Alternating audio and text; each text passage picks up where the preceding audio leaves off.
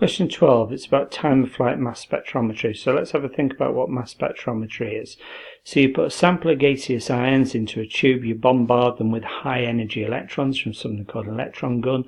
Those high energy electrons bombard the atoms, the gaseous atoms, and knock an electron off the atoms. So then instead of the atom, you've got an ion, a 1+ ion. The 1+ ion then gets accelerated down the tube towards negatively charged plates with holes in them, and it goes through those holes and hits a detector at the end. The 1+ ions then hit the detector and accept an electron. So every time a 1+ ion hits the detector, it accepts an electron and turns back into an atom again.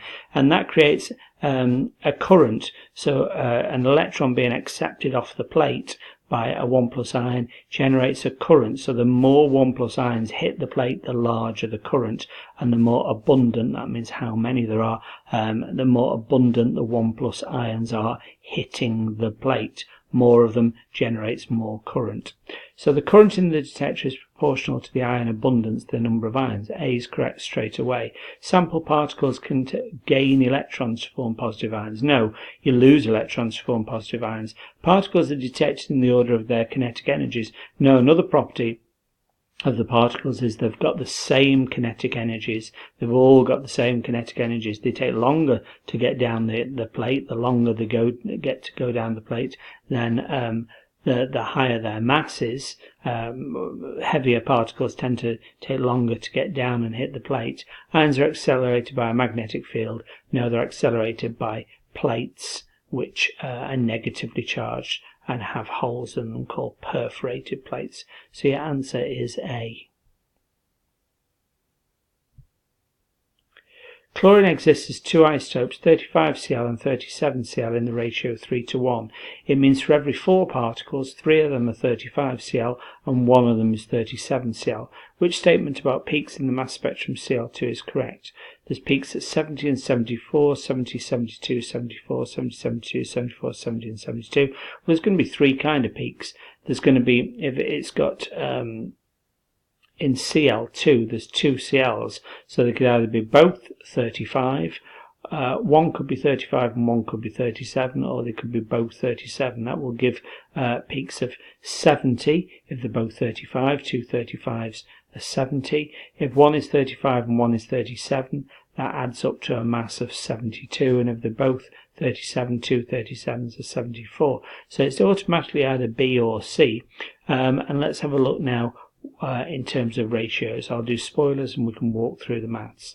So, chance of a Cl atom being 35Cl is 3/4. In other words, out of 4 particles, 3 of them will be 35Cl. So 3 out of the 4 particles are 35Cl.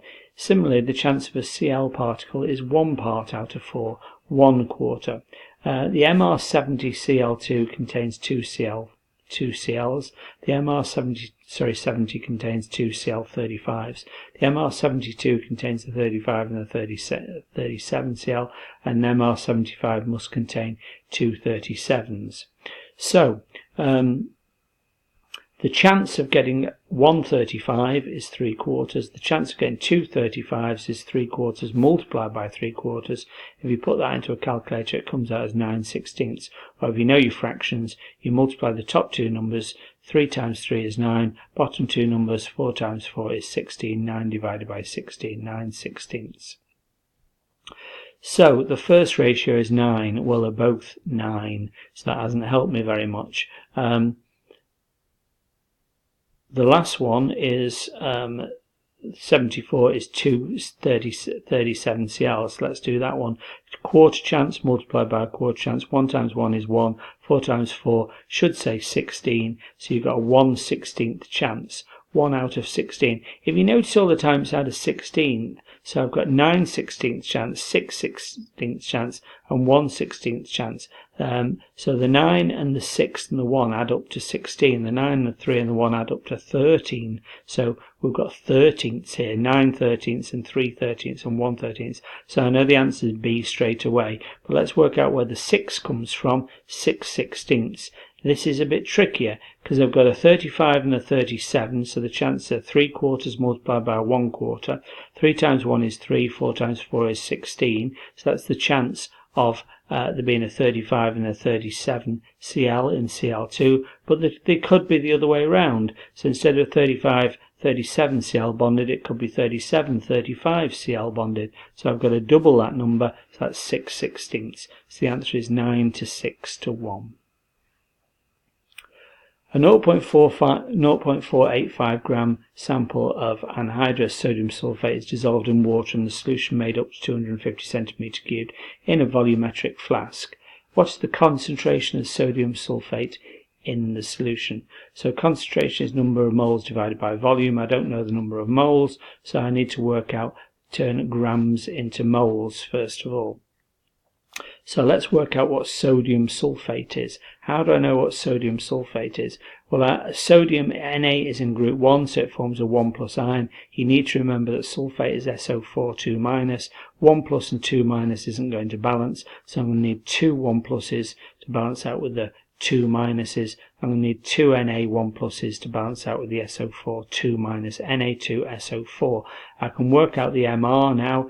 Na's are 32s, the sulfur is 32.1, oxygens are 16, so I need 4 of them, 142.1. Moles is mass divided by MR. The mass is 4.85 grams divided by 142.1. I've got 0.034 moles of sodium sulfate. Now I can use concentration equals moles divided by volume. Now that I've got number of moles, I've got a volume of 250 centimeter cubed, needs to be in decimeter cubed, low unit value like centimeter cubed up into a larger unit value. Now I've got to divide by 1,000, so 250 divided by 1,000 is 0.250. Concentration, as I've said, is number of moles, 0.034 divided by 0.250, which is the volume in decimeter cubed, 0.137, and that's why my answer is B.